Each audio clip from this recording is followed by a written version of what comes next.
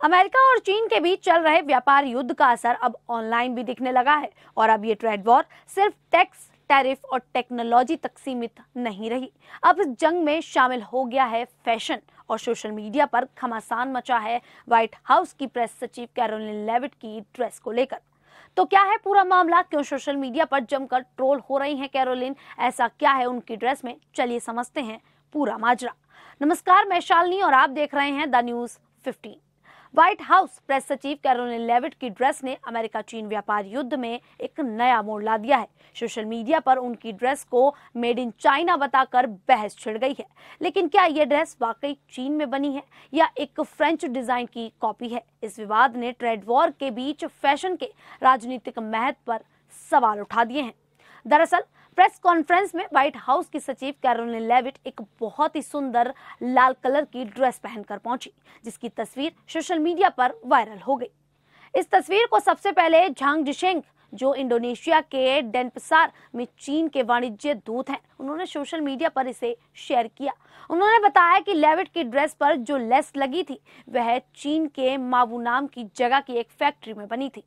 इसके अलावा कुछ फैशन ब्लॉगर्स ने कहा कि लेविट द्वारा पहना गया ब्रोच भी चीन के संजन ओईएम फैक्ट्री द्वारा बनाया गया था। अभी चीनी कलाकारों वाला यह राजनीतिक प्रदर्शन जाने अनजाने में ही सही, लेकिन चीन के लिए काफी ज्यादा फायदेमंद साबित हुआ, क्योंकि इससे चीन के फैशन का लाइव एडवर्टाइजमेंट हो गया। झांग ने मजाक उड़ाते हुए लिखा, चीन की आलोचना करना अमेरिका का बिजनेस है, लेकिन चीन से शॉपिंग करना उनका स्टाइल है। इस पोस्ट के बाद सोशल मीडिया पर बहस शुरू हो गई। कई लोगों ने लेविट पर दोहरी सोच रखने का आरोप लगाया। उन्होंने कहा कि एक तरफ अमेरिका चीन के खिलाफ सख्त कदम उठाता है और दूसरी तरफ चीन में बनी चीजें इस्तेमाल करता है।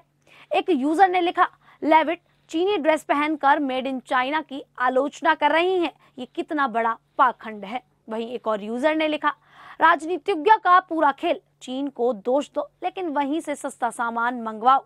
हालांकि कुछ लोगों ने लेविट का बचाव भी किया। उन्होंने कहा कि हो सकता है वह ड्रेस चीनी नहीं बल्कि फ्रांस की बनी हो। कुछ ने यह भी कहा कि चीन में बनी यह ड्रेस असली नहीं है बल्कि नकली डिजाइन की हो सकती है। लेकिन सोशल मीडिया पर ज्यादातर लोग लेविट को हिपोक्रेट यानी दोहरा चेहरा बताकर ट्रोल कर रहे हैं।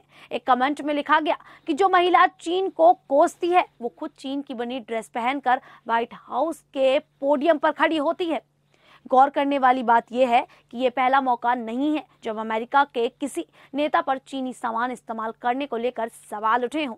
पहले भी कई बार अमेरिकी नेताओं की मेड इन चाइना के खिलाफ बातें करने और असल में वही सामान इस्तेमाल करने की पोल खुल चुकी है। जैसे ट्रंप सरकार के कुछ अधिकारियों ने अपने सूटों से चीन के बने टैग छुपा दिए थे। 2012 के लंदन ओलंपिक में अमेरिकी टीम की वर्दियां पूरी तरह चीन में बनी थी। 2016 के प्रचार अभियान में इस्तेमाल हुए make America great again merchandise भी चीन में बने पाए गए थे, जो बाद में सबको शर्मिंदा कर गए। आज जब हर चीज सोशल मीडिया पर वायरल हो जाती है तो नेताओं की बातें और उनके असली काम तुरंत लोगों की नजर में आ जाते हैं। खासकर टिकटॉक जैसे प्लेटफॉर्म पर लोग हर बात को, हर चीज को शेयर कर देते हैं और जांच भी लेते हैं। जैसा कि द इकोनॉमिस्ट ने कहा, अमेरिका में नेता भले ही टैरिफ लगाकर मेड इन यूएस का सपना दिखाएं, लेकिन हकीकत में उनके सूट के अंदर की सिलाई भी वैश्वीकरण की कहानी बता रही होती है। अगर हम इस विरोधाभास को ध्यान से देखें तो हमें अमेरिका की औद्योगिक नीति की असली समस्या दिखती है। अमेरिका के नेता भले ही चीन से अलग होने की बात करें, लेकिन हकीकत में उनकी अर्थव्यवस्था चीन पर ही टिकी है। चाहे एप्पल के फोन हो, वॉलमार्ट की चीजें, बोइंग के हवाई जहाज के पार्ट्स या टेस्ला की बैटरी, इन सबका बड़ा हिस्सा चीन में बनता है। यहाँ तक कि जब नेता चीन से दूरी बनाने की योजना बना रहे होते हैं तब भी वे जिस माइक या लाउड स्पीकर से बोलते हैं वो भी चीन से ही आया होता है। यह विरोधाभास तब और भी साफ दिखता है जब आम लोगों की खरीदारी की आदतों को देखें। ब्रुकिंग इंस्टीट्यूट के एक सर्वे के अनुसार 73% अमेरिकी मिडिल क्लास फैमिली बिना जाने ही मेड इन चाइना चीजें खरीद लेते हैं। वहीं अमीर और प्रभावशाली लोगों की 89% निर्भरता चीन में बने महंगे लग्जरी प्रोडक्ट पर है। लोगों ने मजाक में कहा कि जब नेता चीन का बहिष्कार करते हैं या कहते हैं तो शायद उन्हें यह नहीं पता होता कि जिस माइक से वे बोल रहे हैं वो भी चीन के शनचन शहर की किसी फैक्ट्री में बना है। यही आज के दौर की असलियत है। खैर, कैरोलिन लेविट वाला मामला भले ही मजाक बन गया हो, लेकिन असली ध्यान उन आम लोगों पर होना चाहिए जो इन नीतियों की असली कीमत चुका रहे हैं। टैरिफ वॉर के कारण सामान्य अमेरिकी परिवारों को रोजमर्रा की चीजें महंगी मिल रही हैं। टेक्सास के किसान अपने उत्पाद बेच नहीं पा रहे क्योंकि सप्लाई चेन में गड़बड़ी है। वहीं टैक्स देने वाले नागरिकों को अमेरिकी सामान खरीदो जैसे आदेशों की वजह से ज्यादा पैसे खर्च करने पड़ रहे हैं।